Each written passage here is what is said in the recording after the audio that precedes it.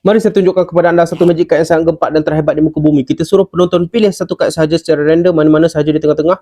Contohnya kad ini. Okey, kita suruh penonton ingat apakah kad ini, okey? Bentuk dia, nombor dia, huruf dia. Okey, kita akan letakkan lebih kurang separuh daripada ni. Okey, boleh nampak?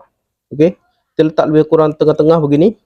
Biarkan dia bercampur. Sekarang, dengan hanya satu petikan jari, apakah yang akan berlaku? Dekat deck ni yang di tengah-tengah kita letak tadi, kad dia telah melompat ke atas. Kita cuba sekali lagi. Kita letakkan di bawah. Petik jari. Dia tetap melompat di atas. Mungkin anda kata kad 6 ada 2. Sebenarnya tidak. Inilah 7 diamond, bukan. Kad 6 hanya ada satu saja di dalam deck. Mungkin anda tak percaya lagi. Kita cuba sekali lagi. Okey. Kita letak kad 6 lebih kurang di tengah-tengah begini. Okey, kita campurkan dia sekarang. Dengan satu petikan jari. Oh, saya terpetik 2 kali.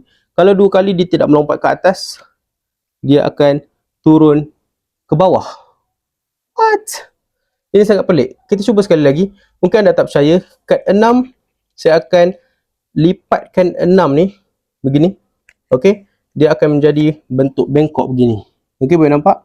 Kad 6 dah bengkok. Dan kita akan dia melompat sendiri ke atas.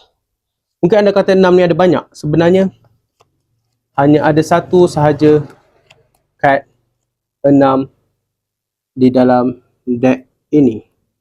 6 love hanya ada satu sahaja. What?